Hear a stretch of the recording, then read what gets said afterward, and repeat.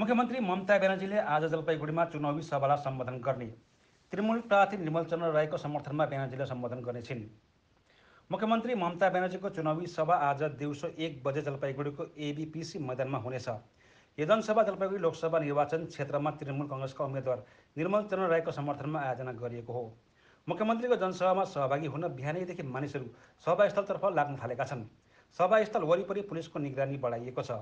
Fire फाइटरहरूको पनि सबै दिशामा जाँच गरिरहेका छन्। सभास्थल नजिकै हेलिप्याड बनाइएको छ, जहाँ मुख्यमन्त्रीले हेलिकप्टरबाट अवतरण गर्नेछिन्। जलपाइगुडी लोकसभा निर्वाचन क्षेत्रमा भारतीय जनता पार्टीका 2019 का सांसद डाक्टर जयन्त रोयले दोस्रो पटक प्रतिनिधित्व गरिरहेका छन्, जहाँ कङ्ग्रेस समर्थित वाम मोर्चाका उम्मेद्वार देवराज बर्मनले प्रतिनिधित्व गरिरहेका छन्। তাদের কি করছেন? আমরা প্যানেলটা চেক করলাম আর কি, বিশেষত ইলেকট্রিফিকেশনটা দেখছি মোটামুটি তৈরি হয়ে যাচ্ছে। আমাদের গাড়ি একটু পরে ঢুকে যাবে। কেন এখানে সিএম আসবে, তাই একটা জনসভা করবে। আচ্ছা, তো আপনারা? আমরাও আসবো। আপনারা কি কি সাথে? আমরা ফায়ার ব্রিগেড থেকে আসবো। কি দেখছেন? না, ঠিকই আছে, মোটামুটি মোটামুটি ঠিকই আছে।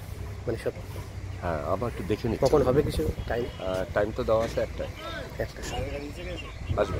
বলছি যে আপনারা তৈরি ব্যবস্থাভাবে দেখে নিচ্ছেন? হ্যাঁ হ্যাঁ, ওই জন্য দেখে নিচ্ছি। আপনার নাম আর পরিচয়? Rameshwar Pandey, Jalpaiguri fire station.